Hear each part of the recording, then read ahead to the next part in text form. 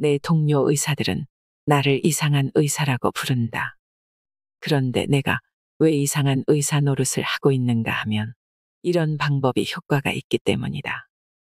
전문의가 되어 세상에 나왔을 때는 나는 이제 어떤 어려운 병도 다 고칠 수 있겠구나 하는 자만심을 갖게 되었다. 종합병원의 외과과장이 되어 많은 환자를 보게 되었는데 얼마 안 가서 나의 교만한 자신감은 무너지기 시작했다. 내가 수술한 암 환자가 재발하여 다시 찾아와 임종을 지켜보는 괴로움도 겪게 되고 만성 통증 환자들이 수술이나 약물 치료만으로는 깨끗하게 낫지 않아 마음이 불편한 일도 자주 있었다. 고혈압, 당뇨, 류머티즘, 피부병, 만성간염 환자들이 평생 약을 써도 낫지 않는 경우는 너무나 많았다. 이처럼 현대의학으로 고칠 수 없는 무력한 경우들을 만나면서 내가 하는 일에 회의가 들기 시작했다. 그래서 자연치료의학에 대해 관심을 갖고 공부하기 시작하였다. 그러던 중 현대의학이 포기한 2명의 중환자가 좋아지는 극적인 일이 일어났다.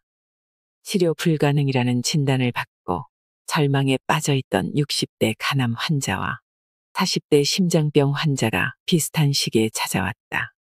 그때 나는 와타나베 쇼와 마나카 요시오의 저서를 보고 있었다. 그 책들의 요점은 현대 서양의학이 병만 보고 인간 전체를 보지 못하는 편견에 사로잡혀 있기 때문에 병이 잘 낫지 않으며 삶의 방식을 자연의 질서에 맞추면 병은 저절로 낫는다는 것이었다. 환자들과 나는 책을 보면서 실험을 시작하였다.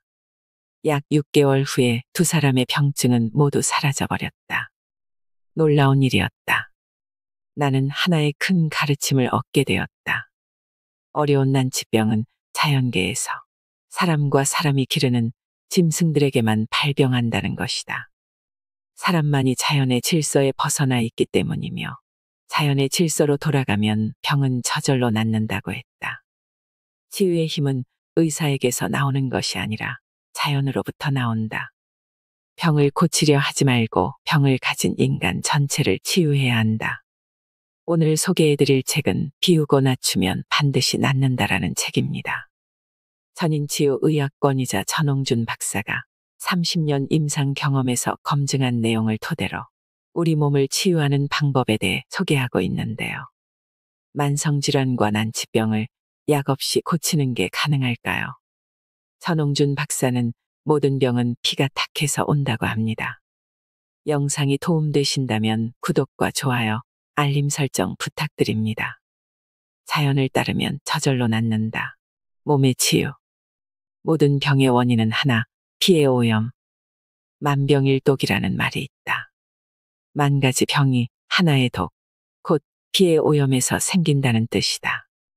지나친 스트레스, 과로, 과식 등 무리한 생활을 하면 교감신경이 긴장되고 스트레스 호르몬이 과다 분비되어 혈관이 수축하게 된다. 또한 이런 생활 습관은 피를 혼탁하게 만든다. 고지혈증, 동맥경화증이란 오염된 혼탁한 피가 좁아진 혈관을 효율적으로 흐르도록 하기 위해 노폐물은 혈관 벽에 달라붙게 하고 비교적 맑은 피는 혈관 중앙 통로로 흘러가도록 생체 스스로가 자구책을 쓰고 있는 것이다. 이처럼 탄력성이 떨어지고 좁아진 혈관을 통해서 탁한 피를 머리끝부터 발끝까지 전신에 골고루 보내려면 심장과 혈관이 불가피하게 압력을 높일 수밖에 없는데 이것이 고혈압이다. 그러므로 혈압이 올라간 것이 잘못된 게 아니고 혈관 통로가 좁아지고 피가 탁해진 것이 잘못이다. 심장과 혈관은 이런 악조건 속에서도 온몸 구석구석까지 피를 잘 돌게 하려고 안간힘을 쓰고 있는 것이다. 혈압을 높이지 않으면 전신의 세포에 산소와 영양분, 수분을 공급할 수 없기 때문이다. 이때 피와 혈관 내벽에 오염된 상태는 그대로 둔 채 혈압만 낮추는 약을 쓰면 전신의 피를 잘 돌리고 있는 자기 치료 과정을 방해하는 꼴이 되고 만다. 피를 맑게 정화하는 원인 치료는 하지 않은 채 혈압 강화제만 쓰는 환자들에게서 뇌경색이 더 많이 발병하는 이유는 지금 뻑뻑한 피를 머리끝까지 보내려고 불가피하게 압력을 높이고 있는데 약을 써서 압력을 떨어뜨리니까 뇌혈관에 피가 잘 돌지를 못하고 결국 피찌꺼기가 쌓여 혈관이 막히게 되는 것이다. 혼탁한 피 속의 과잉 영양분이나 중간대사 산물이 분해되고 대사되지 못한 채 축적되면 인슐린을 분비하는 췌장 같은 기관이 과로로 지쳐 대사 능력이 떨어지게 된다. 이럴 경우 어쩔 수 없이 당분과 같은 과잉 영양분을 밖으로 배설시켜야만 하는데 이것이 당뇨이다. 이런 끈적끈적한 피찌꺼기가 심장의 관상동맥 통로에 쌓이게 되면 협심증, 심근경색증이고 뇌혈관을 막으면 뇌경색이다.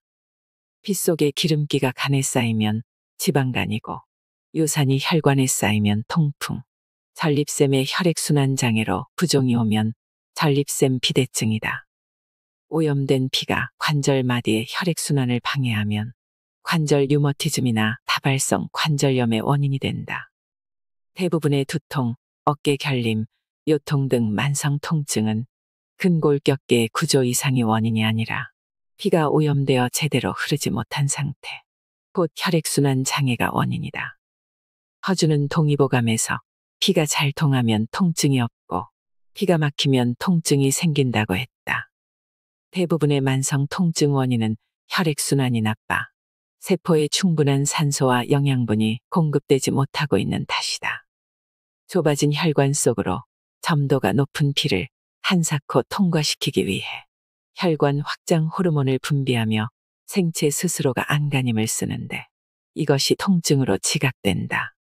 이런 것을 보더라도 대부분의 만성 통증은 혈액순환 장애로 세포의 산소가 부족한 데서 비롯된다는 것을 알 수가 있다. 이런 통증 환자들에게 생채식이나 절식을 시키면 혈관 벽에 붙어 있던 지방 성분 등 노폐물이 자연스럽게 청소되어 피가 맑아지고 혈액순환이 원활해진다. 세포의 산소와 영양 공급이 아무 저항 없이 잘 이루어지니까 통증은 곧 사라져 버린다. 대부분의 어지럼증은 혈류 장애로 인한 두뇌의 산소 부족과 관련이 있고 이명은 좁은 혈관을 통해 혈구가 어렵사리 통과할 때 성신경이 감지하는 마찰음으로 추정된다. 이런 어지럼증과 이명 환자에게 약 10일 정도 절식을 시키면 대부분 극적으로 좋아진다. 피가 맑아지고 혈류가 좋아져 뇌의 산소 공급이 잘 되기 때문이다. 수족냉증과 손발 저림은 대부분 신경 손상이 원인이라기보다는 혈액순환 장애가 원인이다. 우리 몸의 어느 부분이라도 냉증이 있는 곳은 거의 틀림없이 혈액순환이 잘 안 되고 있기 때문이고 손발 저림이란 좁은 혈관의 틈새로 탁한 피를 보내려고 안간힘을 쓸 때 느껴지는 증세이다. 이런 증세들도 생채식과 절식 후에 거의 다 극적으로 개선된다. 아토피, 알레르기 등 만성 난치성 피부 질환의 근본 원인은 대부분 피의 오염과 관련이 있다. 이런 환자들에게 약 10일간의 절식 후 몇 개월간 생채식을 시켜보면 거의 대부분 깨끗하게 좋아진다. 알레르기 비염, 축농증, 중이염도 단순히 코와 귀에 생긴 병이 아니라 피의 오염이 근본 원인이다. 그래서 코와 귀만 치료해서는 잘 낫지를 않는다. 이런 증세는 사실 그 자체가 병이 아니라 피 속의 독이 코와 귀를 통해 배설되고 있는 자기치료 과정인 것이다. 절식과 생채식을 실행하면 대부분 좋아지는데 이는 피가 정화되어 더 이상 코나 귀를 통해 독을 배설할 필요가 없기 때문이다. 하지 정맥류나 치액도 겉보기에는 다리나 항문 주변의 정맥 혈관이 확장된 것이다. 그러나 단순히 다리나 항문 주변에 정맥 순환장애만 있는 것이 아니다. 잘 살펴보면 그 배후의 정맥을 확장시키는 원인이 될 만한 전신의 혈액 순환장애가 공존하고 있는 경우가 많다. 이런 환자들이 국소적인 수술만으로 근본적인 치료가 잘 안 되고 자주 재발하는 이유는 정맥을 확장시키고 있는 혈액의 오염과 순환장애가 여전히 남아있기 때문이다. 따라서 수술을 하기 전에 먼저 절식과 생채식을 시키고 사지 모세혈관의 미세 진동 운동을 실행하면 10중 8구 수술할 필요 없이 거의 다 좋아진다. 생리통과 자궁근종도 혈액순환 장애가 근본 원인이다.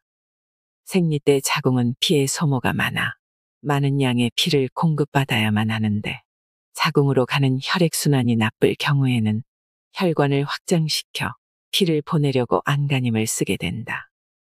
이런 자구책이 생리통으로 느껴진다. 자궁근종은 만성적으로 자궁의 혈류가 나빠서 생긴 대사장애의 결과이다.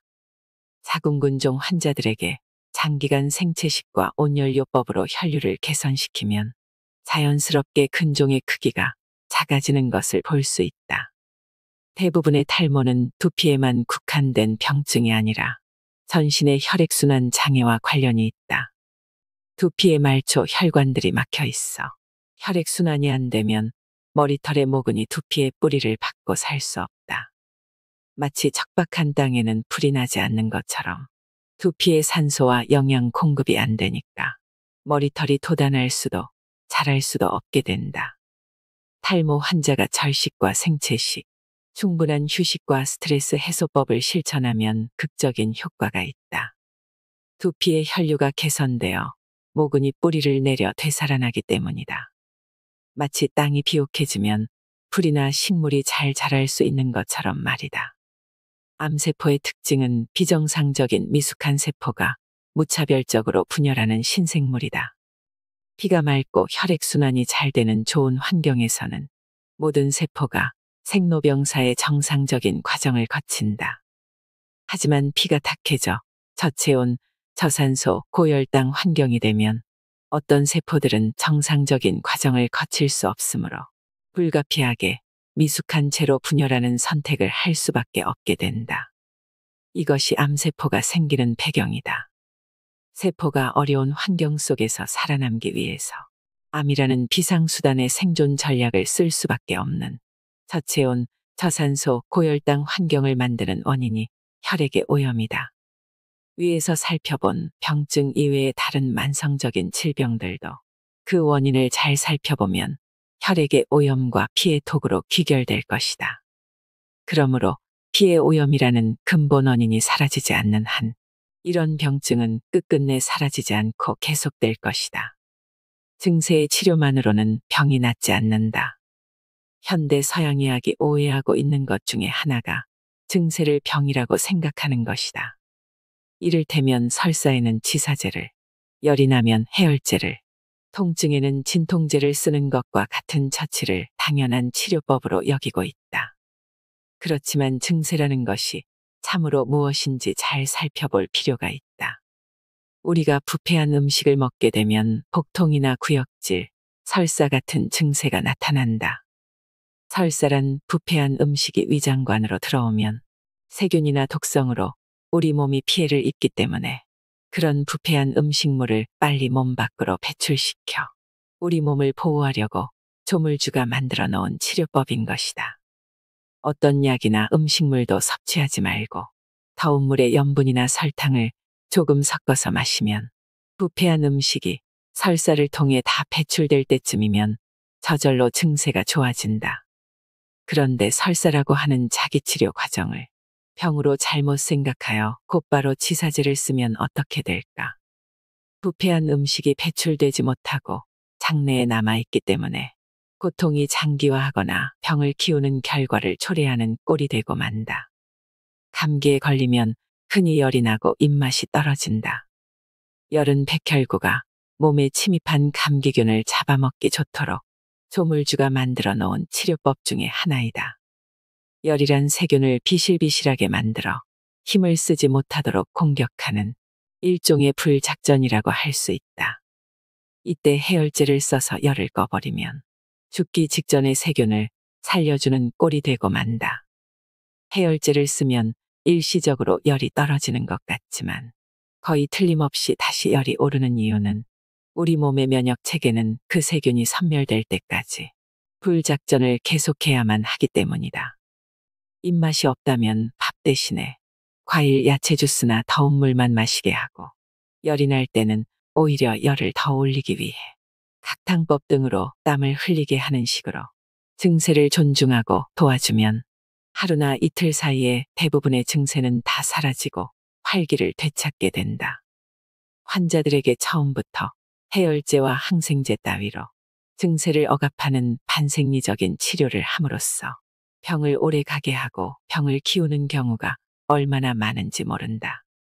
현대의학의 많은 의사들이 오해하고 있는 것 중에 하나가 고혈압이라는 증세를 병이라고 생각하는 것이다. 고혈압이란 병이 아니고 생체의 자기치료법이다. 피가 맑고 혈관이 깨끗하여 탄력성이 있으면 혈압을 높일 필요가 없을 텐데 피가 탁해지고 혈관 통로가 좁아지면 어쩔 수 없이 심장과 혈관은 피를 전신에 흐르게 하기 위해 혈압을 높이는 자기치료법을 써야만 한다. 서양의학 교과서에 본태성 고혈압의 원인은 잘 모른다고 되어 있다. 이는 고혈압을 병이라고 생각하고 원인을 찾으니까 원인이 잘 보이지 않는 것이다. 대부분의 만성 통증이라는 증세도 혈액순환이 잘 안 되는 신체 부위에서 피를 통과시켜 세포에 산소와 영양을 공급하고자 최선의 노력을 다하고 있는 자기치료 과정이다.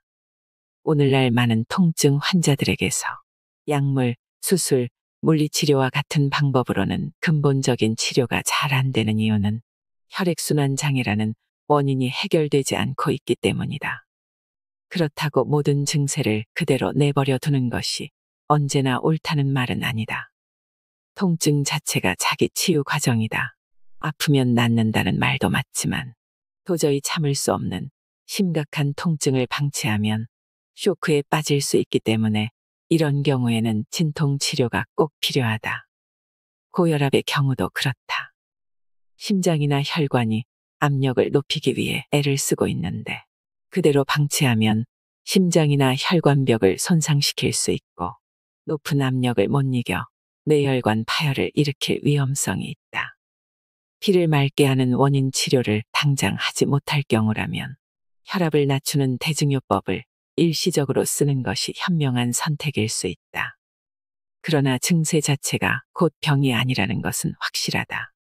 그러므로 피를 맑고 깨끗하게 해주는 것과 같이 근본 원인을 해결해주면 우리 몸의 증세는 곧 사라지게 된다. 평생 약을 먹겠는가? 질병을 완치하겠는가? 일평생 약을 먹을 수밖에 없다고 생각하고 있는 많은 환자들, 그리고 평생 동안 약을 끊어서는 안 된다고 가르치고 있는 의사들은 이 물음을 놓고 한 번쯤 잘 생각해 보면 좋겠다. 지난 30여 년 동안 진료하면서 생채식과 절식, 낮에 걷고 밤에 쉬게 하는 단순한 자연요법만으로 먹던 약을 모두 끊고도 건강해진 사람들을 헤아릴 수 없이 많이 보아왔다. 지금도 나를 찾는 많은 환자들은 혈압약이나 당뇨약, 관절염 약, 항암제 등을 끊고 싶다는 사람들이다. 나는 이들에게 처음부터 바로 약을 끊게 하지 않고 약 2주간이나 4주 동안 지금 먹고 있는 약을 계속 복용하면서 생채식, 생채소, 해초류, 과일, 견과류만을 먹는 섭생법과 자연요법을 실천하도록 하면 대체로 병증이 많이 개선된다. 피가 맑아져서 혈액순환이 좋아지기 때문이다. 그 후 점진적으로 약을 끊고 약 1주간이나 10일 정도 절식, 곧 생야채즙이나 야채 과일 발효에 더운 물, 약간의 염분만을 취하게 하면 거의 예외 없이 혈압이나 당뇨, 고지혈증, 간 기능 등이 정상 상태로 회복된다. 이때부터 대부분의 환자들에게는 더 이상 약이 필요 없게 된다. 그 후 아침 식사로 생야채즙이나 야채 과일 발효액, 생강차 한 잔 정도, 그리고 점심과 저녁 식사로는 현미밥과 생채소를 주식으로 하며 낮에는 적당한 운동, 밤에는 충분한 휴식, 반신욕이나 냉온욕과 같은 생활 습관을 계속하면 된다. 그 후 혈압이나 혈당이 다시 오르면 약부터 쓸 게 아니라 내 피가 또 탁해졌구나 하고 이 방법을 다시 쓰면 된다. 이것은 이처럼 쉽고도 단순하다. 몸은 무겁게 오염되어 있으면서 약만 먹고 있는 환자들을 주변에서 많이 볼 수 있는데 이런 환자들을 볼 때는 정말 가슴이 답답하다. 피의 오염은 그대로 둔 채 고혈압에는 혈압약을, 당뇨에는 당뇨약을 쓰는 서양의학의 대증요법과 같다. 병의 원인은 그대로 두고 병의 결과만 지우려고 하니까 평생 동안 약을 써도 낫지 않는 것이다. 암도 자연 치유가 된다. 오래전 내가 외과의사 시험을 보았을 때 암에 대한 3대 치료법을 쓰시오라는 문제가 출제된 일이 있었다. 그 정답은 수술, 항암요법, 방사선 치료였다. 나는 이런 교육을 받았기 때문에 과거에 만난 암 환자들에게는 의심할 바 없이 3대 요법만을 실행하였다. 그러나 지금은 그렇게 하지 않고 있다. 그 이유는 3대 요법이란 암의 원인을 치료하는 것이 아니고 눈에 보이는 암의 증세만을 제거할 뿐 암의 근본 치료법이 아니기 때문이다. 암의 원인에 대한 현대의학의 학설은 아직까지 정확하게 밝혀진 것은 없다.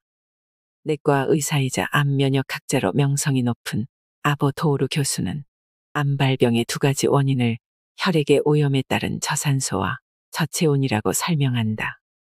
암이 생기는 진짜 이유는 혈액의 오염이다. 피가 맑고 깨끗해서 혈액순환이 잘 된다면 암이 생길 수가 없다는 것이다. 우리나라는 지난 4년 동안 암 발병률이 60%나 증가하여 성인 3명 중 1명이 암에 걸리고 있고 이런 추세로 간다면 조만간 2명 중 1명이 암 환자가 될지도 모른다고 우려한다. 왜 이렇게 되고 있을까? 지난 몇십 년 사이에 고혈압, 고지혈증, 당뇨, 뇌졸중 같은 대사장애 환자가 급속하게 증가하고 있는데 이는 암 환자 수의 급속한 증가와 그 궤를 같이 하고 있다. 이것을 보더라도 대사장애와 암의 발병 원인은 같은 배경인 혈액의 오염이라는 것을 추정할 수 있다. 모든 성인에게서는 대체로 하루에 수천 내지 수만 개의 암세포가 생기는 것으로 알려져 있다. 그렇지만 자연살해세포나 대식세포와 같은 면역 담당 세포가 그때그때 암세포를 잡아먹어 버리면 암이 되지 않는다. 면역력이 떨어져 암세포를 잘 청소하지 못해서 암세포가 쌓이면 암이 되는 것이다. 수술, 항암제, 방사선 치료와 같은 3대 치료를 받고 있는데도 계속 나빠지고 있는 환자들이 많이 있다. 이런 환자들이 혈액을 정화시키는 해독과 면역 증강요법, 그리고 산소요법과 온열요법을 믿고 적극적으로 실행했을 때 병증이 개선되는 사례를 많이 보았다. 여기서도 암의 원인이 저산소, 저체온과 밀접하게 관련이 있다는 것을 추정할 수 있다. 58세 여성 간암 환자가 우리 클리닉을 찾아왔다. 이런 환자들을 위해서 나는 두 가지 치료 원칙을 가지고 있다. 첫째는 마음속으로 반드시 낫는다는 믿음을 가지게 한다. 몸의 상태나 형편을 보지 말고 아프지만 이미 다 나았다고 믿는 것이다. 병을 생각하지 않고 건강해진 상태만 생각하고 상상하게 한다. 둘째는 3대 요법과 같은 병을 공격하는 방법 대신에 전신의 해독과 면역 증강 요법을 실행하여 피를 맑게 하고 혈액순환을 촉진시킨다. 이것이 체내의 산소와 체온을 높이는 데 가장 필요한 일이다. 이와 함께 다양한 산소요법과 온열요법을 병행한다.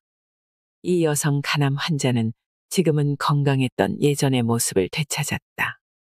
그동안 만났던 많은 환자를 통해서 내가 배운 교훈은 만성질환이나 난치병을 고치려면 삶을 근본적으로 변화시켜야 한다는 것이다. 삶에 대한 태도와 생활 습관을 고치는 것이 그렇게 중요하다는 것은 몇 번을 강조해도 부족하다. 그 중에서도 특히 마음을 변화시키는 것이 제일 중요하다. 내가 암 환자들을 보살피면서 배운 바를 요약하면 암 환자가 지금 어떤 치료를 받고 있든지 다음과 같은 생활요법, 절식과 생채식을 통한 해독, 곡식 채식 위주의 소식, 낮에는 햇볕을 쬐이면서 걷기, 밤에 일찍 자고 충분히 휴식하기, 더운 물 목욕을 비롯한 여러 가지 온열요법, 심호흡이나 나체요법과 같은 산소요법, 그리고 병을 보지 말고 이미 다 나았다고 믿고 상상하기, 삶의 더 높은 목표를 향하여 도전하기가 꼭 필요하다는 것이다.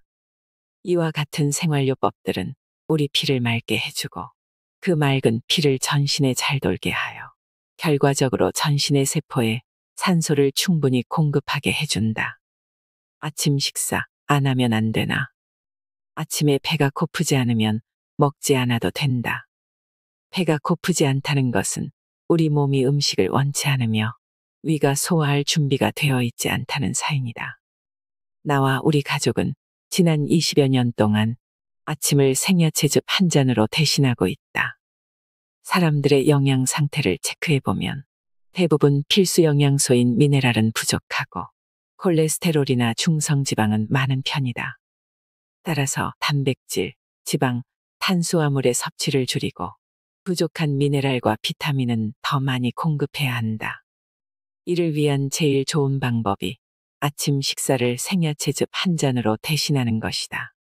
양배추, 케일, 당근, 비트와 같은 생야채를 즙을 짜서 먹고 필요하다면 사과 등의 과일을 약간 곁들일 수 있다. 내 세포의 기능을 돕기 위해서도 아침 식사 대신에 생야채즙이 더 좋다. 오늘날 우리 건강을 해치는 가장 큰 이유 중 하나는 과식, 영양 과잉과 영양 불균형이다. 어린이에서 노인까지 모든 국민이 아침 식사를 생야채즙 한 잔으로 대신하게 된다면 이 습관만으로도 국민 전체의 건강 증진에 크게 기여할 것이다. 요즘 일일 일식, 간헐적 단식과 같은 절식요법이 유행하고 있다. 과식과 과잉 영양이 건강을 해치는 오늘과 같은 시대에는 아주 권장할 만한 식사법이다. 점심 한 끼만 먹는 일일 일식이라면 아침과 저녁은 생야채즙으로 대신해도 아무 문제가 없고 간헐적 절식을 할 때도 그 절식하는 날은 생야채즙을 자주 마시면 해독과 건강 증진에 아주 좋은 대안이 될 수 있다. 생각을 바꾸면 낫는다. 마음의 치유. 마음의 변화가 몸의 변화를 가져온다. 마음의 상태가 몸에 영향을 미친다는 것은 누구나 늘 경험하고 있는 사실이다. 기쁠 때는 얼굴에 웃음이 번지지만 슬플 때는 눈에서 눈물이 나온다. 화가 나면 손이 떨리고 얼굴이 빨개지며 혈압이 오르기도 한다. 심한 공포를 느낄 때는 식은땀이 나고 덜어는 대소변을 조절하지 못하는 수도 있다. 20세기에 들어와서 많은 의학자들이 마음으로 병을 고치는 심신요법이 효과가 있다는 것을 과학적으로 증명하기 시작하였다. 그 대표적인 의사가 미국 스탠퍼드 대학의 데이비드 슈피겔이다. 그는 유방암 환자 861명을 두 그룹으로 나누어서 한쪽 실험 대상 그룹에게는 마음을 변화시키는 심신요법을 받게 하고 대조 그룹에게는 받지 않게 하였다. 10년 후 놀라운 일이 일어났다. 심신요법을 받은 그룹이 대조 그룹에 비해서 평균 생존율이 압도적으로 높았다는 것이다. 통증을 호소하는 환자에게 진통 효과가 전혀 없는 가짜 약을 주면서 통증에 특효가 있다고 믿게 한 다음 투여하면 실제로 50%에서 통증이 사라지는 결과가 관찰된다.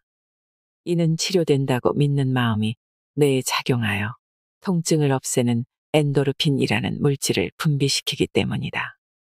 자율훈련법이라는 치료법을 개발한 정신과 의사 요하네스 슐츠는 마음을 고요하게 진정시킨 상태에서 나무젓가락을 뜨거운 쇠젓가락이라고 믿게 한 뒤 그 나무젓가락을 손에 쥐게 했을 때 금방 화상을 입은 것처럼 피부 반응이 일어나는 것을 관찰하였다. 또 발바닥이 따뜻해진다고 스스로 말하면서 그렇게 믿으면 실제로 발바닥에 체온이 올라간다는 것도 발견하였다. 이런 결과들은 마음이 몸의 장기와 연결되어 정보를 전달한다는 것을 보여주고 있는 것이다. 미국의 방사선 치료 의사 칼 사이먼트는 부정적인 마음 상태가 암세포를 방어하는 NK세포를 약화시켜 결과적으로 암세포가 증식하는 환경을 만들어 준다는 것을 발견하였다. 그는 마음 상태를 긍정적인 쪽으로 전환함으로써 NK세포를 강화시켜 암을 치유할 수 있는 긴장 이완과 상상법이라는 치료법을 개발하였다. 소금 적게 먹을수록 좋은가? 자연 그대로의 천일염은 불에 구워 볶음 소금으로 먹을 경우 입맛에 맞는 만큼 짜게 먹어도 해가 없다. 하얀 정제염은 100% 염화나트륨인데 비해서 천일염에는 여러 가지 광물질, 미네랄 등 영양소가 함유되어 있다. 이런 물질들이 염화나트륨의 독성을 스스로 해독하는 자정작용을 일으킨다. 또한 천일염은 바닷물에 수분이 증발하고 남은 바다 생명의 액기스이지 단순히 염화나트륨이 아니다. 천일염은 현재의 과학 수준으로는 다 밝혀지지 않은 미지의 생명 에너지가 응축되어 있는 신비한 약과 같다. 목포대학교 연구소의 실험에서는 천일염과 정제염을 먹인 쥐를 관찰한 결과 수축기와 이완기 혈압 모두 천일염을 먹인 쥐가 정제염을 먹인 쥐보다 낮게 유지되는 것이 관찰되었다. 정제염 속의 염화나트륨은 혈압을 높이는 데 관여하는 안지오텐신 전환 요소를 활성화시키는 반면 천일염 속의 마그네슘, 칼슘, 칼륨 등의 미네랄은 나트륨의 배설을 촉진시키기 때문에 이런 결과가 나오는 것으로 해석된다. 내가 배운 서양의학에는 저염식, 염분 제한이라는 용어가 자주 나온다. 한국의 전문가들이 이런 것을 기계적으로 해석한 나머지 사람들에게 무리하게 가르치는 경향이 있는 것 같다. 우리가 서양에 가보면 그들은 대부분 정제염만 쓰고 있는 것을 볼 수 있다. 정제염을 쓰는 문화권의 사람들에게는 저염식을 해야 하고 염분 제한을 해야 한다는 것이 맞는 말이다.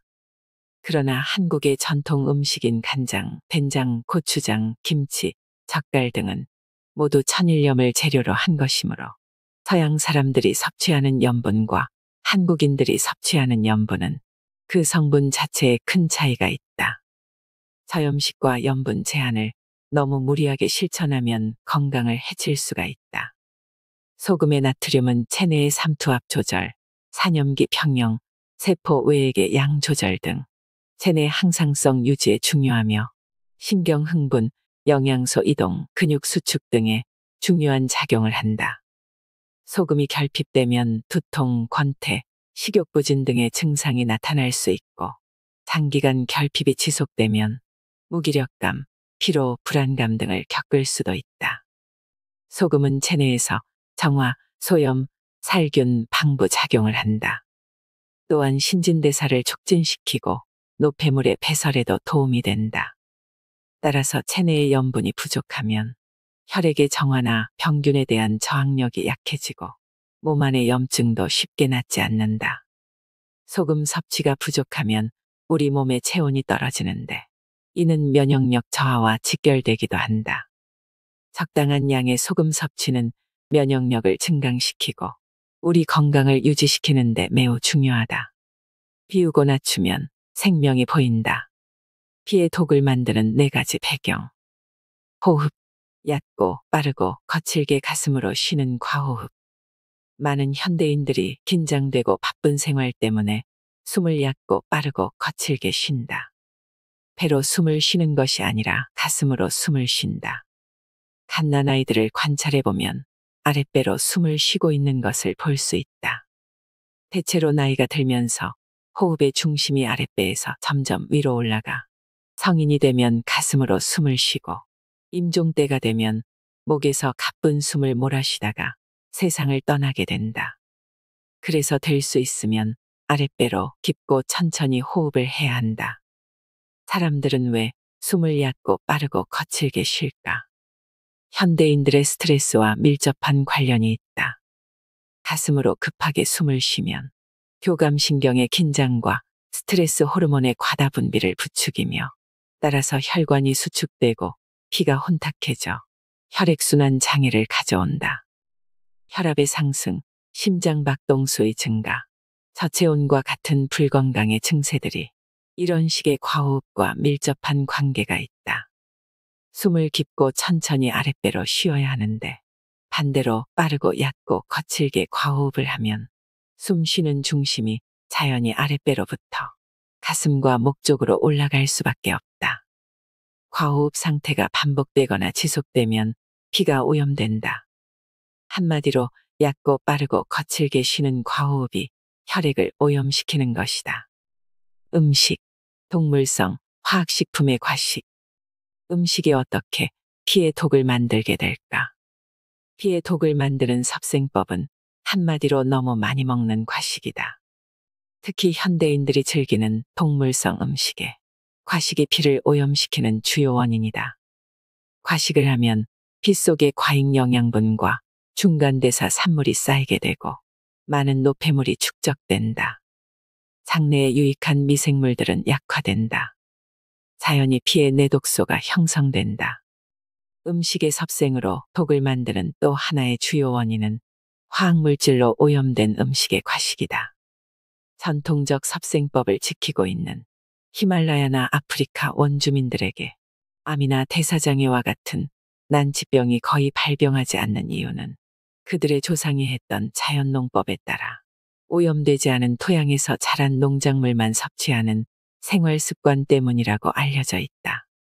요즘 사람들이 앓고 있는 많은 질병은 화학비료와 제초제, 농약에 의존하는 화학농법으로 생산된 농작물, 화학사료와 반생태적 사육 환경에서 생산된 축산물과 어패류의 섭취와 밀접한 관련이 있다. 또한 사람들이 날마다 먹고 있는 많은 음식물은 공장에서 제조된 것으로 수많은 식품 첨가물과 보존제와 향신료, 착색제가 들어있어서 자연식품이 아니라 화학식품이라고 할 수 있다.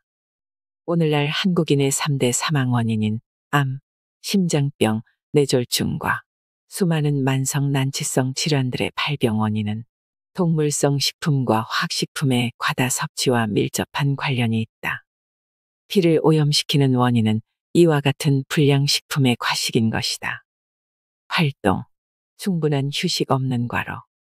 요즘 사람들은 해야 할 일이 너무 많다. 경쟁 사회에서 남과 비교하면서 사는 탓에 욕망도 늘어가고 있다. 그러다 보니 매일같이 과로를 하고 휴식을 취하지 못한다. 과로하면 교감신경이 흥분하고 아드레날린이나 코티솔 같은 스트레스 호르몬이 과다 분비되어 피를 탁하게 만들고 혈관을 수축시킨다. 지나치게 성실하게 살려고 노력하기 때문에 병을 만드는 사람들이 얼마나 많은지 모른다. 사람들이 날마다 애를 너무 많이 쓴다. 밤에 잠을 자지 못하고 일을 하는 사람들에게서 암 발병률이 높다는 보고가 있다. 낮에 일하고 밤에는 쉬어야 하는데 휴식을 취하지 못하기 때문에 스트레스를 받게 되고 교감신경이 흥분되어 피를 오염시키는 것이다. 마음, 불쾌한 생각, 불편한 감정. 현대인들은 지나친 스트레스 속에서 살고 있다. 스트레스가 많으면 스트레스 호르몬이 과다 분비되고 자율신경의 균형이 깨져서 교감신경이 흥분하게 된다. 교감신경이 흥분하는 것만으로도 피 속의 콜레스테롤, 중성지방, 혈소판, 적혈구 등이 많이 생성되므로 피가 끈적끈적해진다. 스트레스 호르몬의 과잉 분비로 혈관이 수축되고 피가 끈적끈적해지니까 혈액순환이 잘 안 되는 것이다. 앞에서 살펴본 과호흡, 과식, 과로 자체가 그대로 스트레스의 원인으로 작용하지만 스트레스의 또 하나의 큰 원인은 마음이 불쾌한 생각에 사로잡혀 있는 것이다. 마음 가운데 불쾌한 생각의 양이 많을수록 불편한 감정의 강도가 클수록 스트레스의 강도도 커진다. 지나친 스트레스가 마음도 오염시키고 피도 오염시킨다. 피를 맑게 하는 4가지 원리. 비우고 낮추기.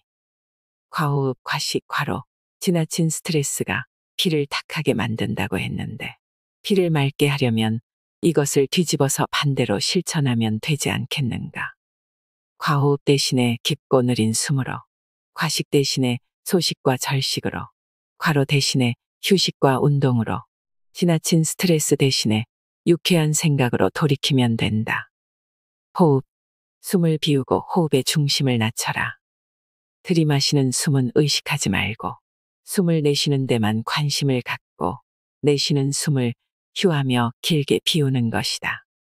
이렇게 숨을 끝까지 길게 비우면 들이마시는 숨이 저절로 깊게 들어오게 되어 있다. 이것은 마음을 비우는 것과도 같은 이치이다. 이처럼 숨을 내쉬면서 비우기를 거듭하면 호흡의 중심이 저절로 아랫배로 내려가게 된다. 얕고 급하고 거칠게 쉬는 과호흡은 숨 쉬는 중심이 가슴 위쪽으로 올라가면서 피가 오염되는 데 반해서 내쉬는 숨을 길게 비우면 호흡의 중심이 아랫배로 내려가면서 피가 맑아진다. 이처럼 내쉬는 숨을 길게 비우는 심호흡을 계속하면 저절로 아랫배로 숨을 쉴 수 있게 된다. 이것이 익숙해지면 숨을 들이마실 때 아랫배가 불룩해지고 숨을 내쉴 때는 아랫배가 홀쭉하게 들어가는 복식호흡이 된다. 의식을 아랫배에 집중하고 깊고 길게 가늘고 고르게 아랫배로 숨을 쉬는 것이 제일 좋은 호흡법이다. 솜털을 코끝에 가까이 대도 움직이지 않을 만큼 고요하게 천천히 숨쉬기를 하면서 내쉴 때 하나 하고 또 들이마신 후 천천히 내쉬면서 둘 하는 식으로 숨을 내쉴 때마다 호흡의 숫자를 헤아린다. 이런 식으로 숨쉬기를 매일 300번씩 규칙적으로 실천한다면 어떤 난치병도 다 낫는다고 한다. 다양한 만성 퇴행성 질환자들이 숨을 길게 비우고 호흡의 중심을 아랫배로 낮추는 이와 같은 호흡법을 통해서 자연 치유된 사례들이 많이 있다. 음식, 장을 비우고 음식의 양을 낮춰라. 과식이 피를 오염시켰으니까 피를 맑게 하려면 적게 먹으면 된다. 더 적극적으로는 며칠 동안 절식을 하면 웬만한 병은 모두 좋아진다. 상자를 가득 채우는 과식, 특히 동물성 음식을 과식하면 상자 내의 미생물이 독을 만들게 된다. 상자를 비우는 절식, 생채식처럼 곡채식 위주의 소식을 하면 상자 내의 미생물이 우리 몸의 엄청난 면역력을 증강시킨다. 연구에 의하면 인터페론이라는 항암 물질이 정상인에게는 6,000유니트 정도인데 암 환자들은 평균적으로 2,000유니트 정도로 저하되어 있다고 한다. 소식과 생식을 하고 있는 사람들은 12,000에서 24,000유니트 정도이나 주로 동물성 음식을 과식한 사람들은 압도적으로 인터페론의 수준이 낮다. 과식을 하면 면역을 담당하는 백혈구가 피 속의 찌꺼기를 잡아먹느라 지쳐서 면역력이 낮아지게 된다. 생식, 절식, 소식의 방법은 매우 쉽고도 단순하다. 생식요법이란 생야채 즙, 잎과 뿌리를 곁들인 생야채, 생현미 잡곡가루, 생해조류, 견과류 등을 주식으로 하는데 화학비료와 살충제, 화학물질로 오염되지 않은 재료를 선택한다. 그동안 장기간 약물을 복용해온 환자라도 10에서 15일 동안의 생식요법을 통해서 피가 해독이 되면 거의 다 약을 끊고도 병증이 좋아진다. 절식요법이란 7에서 10일간 씹어먹는 일체의 음식 대신에 생야채즙, 야채 과일 발효액, 생강차, 더운 물만 섭취하는 전신 해독요법이다. 이 절식요법을 실행한 환자들은 그동안 약을 쓰지 않았는데도 혈압이나 혈당, 간 기능 검사상의 수치 등이 다 정상인 것을 발견할 수 있었다. 활동, 욕망을 비우고 노력의 강도를 낮춰라. 지나친 욕망과 과로도 피를 오염시키는 원인이므로 욕망을 비우고 심신을 쉬게 하는 것이 피를 맑게 하는 해결책이다. 자신이 결핍되고 부족한 존재가 아니라 참으로 자신이야말로 모든 것을 다 가진 온전한 존재라는 사실을 발견할 때 욕망이 비워지고 애쓰는 노력도 멈출 수가 있다. 그리고 제일 좋은 운동은 걷는 것이다. 햇볕을 쬐이며 숲길을 걷는 것이 좋다. 천천히 걸으며 숨을 길게 내쉬는 호흡법을 함께 하는 것도 좋다. 기분 좋을 만큼 적당히 걷는 것이다. 운동을 무리하게 하여 즐거워야 할 운동이 과로가 되어서는 안 된다. 삶의 목적은 기분 좋게 사는 것이 아니겠는가.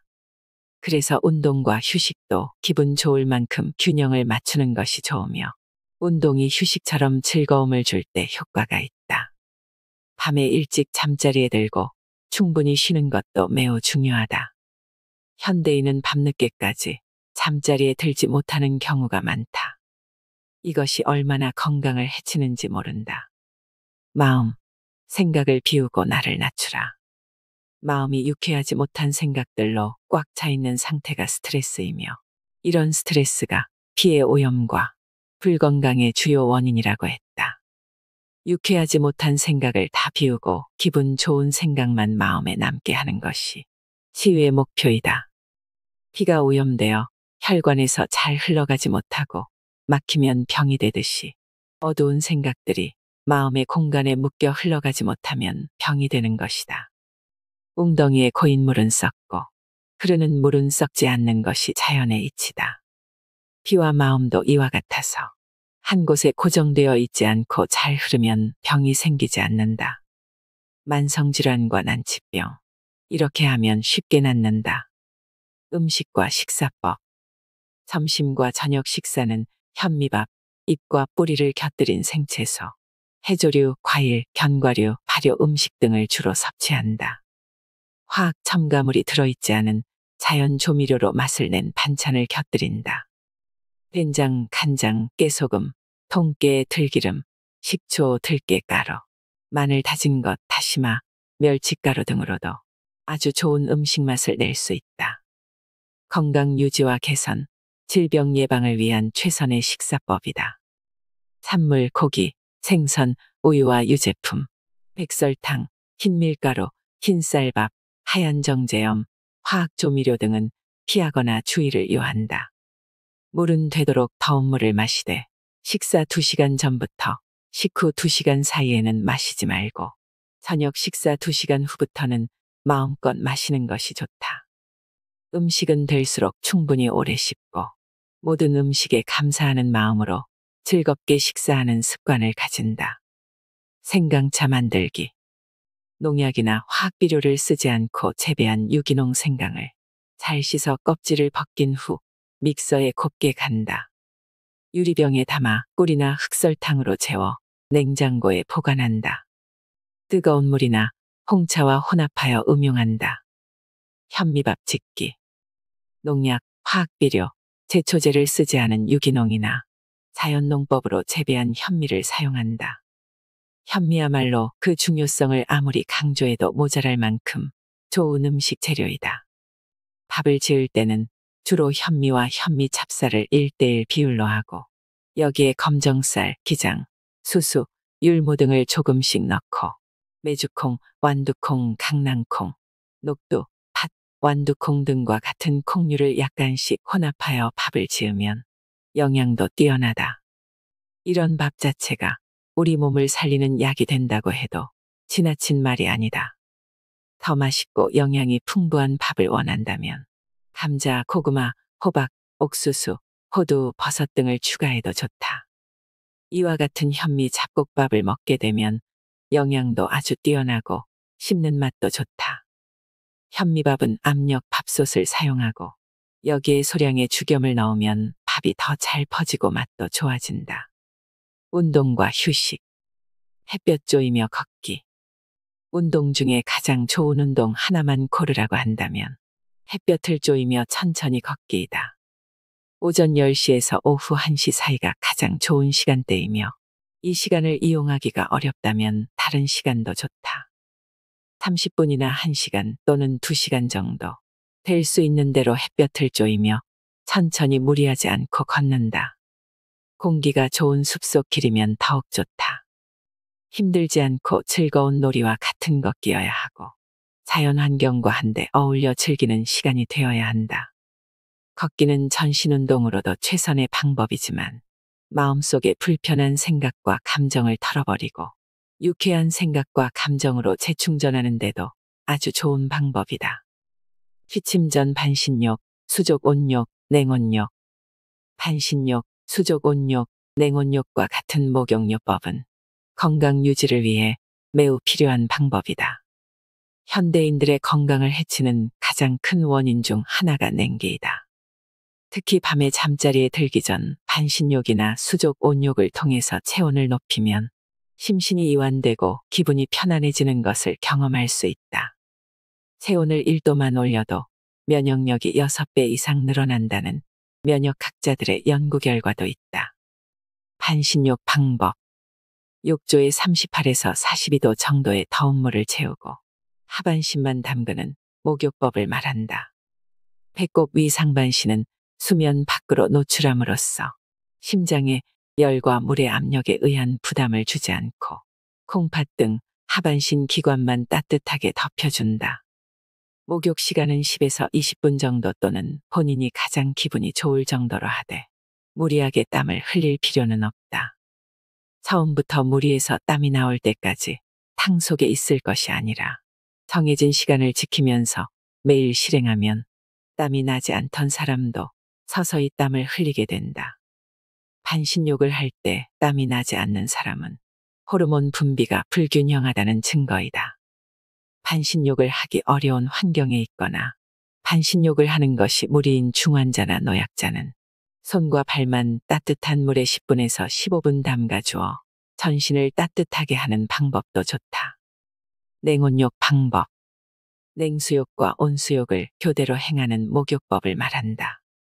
온욕만 하는 경우 땀을 너무 많이 흘리게 되면 수분, 염분, 비타민C의 손실을 초래하기 쉽다. 또 체액의 산과 알칼리의 불균형이 일어날 수도 있다. 그러나 냉온욕은 땀 흘리는 것을 막고 산과 알칼리의 평형을 유지시킴으로써 특히 고혈압, 당뇨, 심장병, 관절 류머티즘, 신경통, 두통, 감기 등의 병증에 효과가 있고 피로를 푸는 데도 도움을 준다. 방법은 처음에 냉탕에 1분 들어갔다가 다음에 온탕에 1분 들어가는 식으로 본인이 기분 좋을 정도의 횟수를 한다. 보통 7에서 11회 정도가 좋다. 여기서 1회란 냉탕과 온탕을 한 번 왕래하는 것을 말한다. 제일 좋은 방법은 꼭 냉탕에서 시작해서 냉탕으로 끝내고 시간은 각각 1분씩으로 하는 것이다. 욕조가 하나밖에 없으면 욕조에는 더운 물을 채우고 냉수욕은 밖으로 나와서 샤워기로 하면 냉수욕과 온수욕을 교대로 할 수 있다. 비우고 낮추면 반드시 낫는다의 저자 전홍준 박사는 지난 30년 동안 만성질환을 앓는 수만 명의 환자들을 약물을 거의 쓰지 않는 생태주의적인 의료, 곧 자연식이나 곡체식을 위주로 한 소식 등의 방법으로 치료하였습니다. 자연의 질서에 맞는 생활 습관을 따르는 것은 참 중요합니다. 숨을 비우고 호흡의 중심을 낮추세요. 장을 비우고 음식의 양을 낮추세요. 욕망을 비우고 노력의 강도를 낮추세요. 생각을 비우고 나를 낮추세요. 이 4가지를 잘 비워내면 건강하고 행복한 삶을 누리실 수 있을 것입니다. 그동안의 잘못된 생활 방식과 습관을 바꿔 스스로 치유하는 나날이 되시길 바랍니다. 이상으로 인생의 품격이었습니다. 하루하루 당신의 품격이 더 빛나길 바랍니다.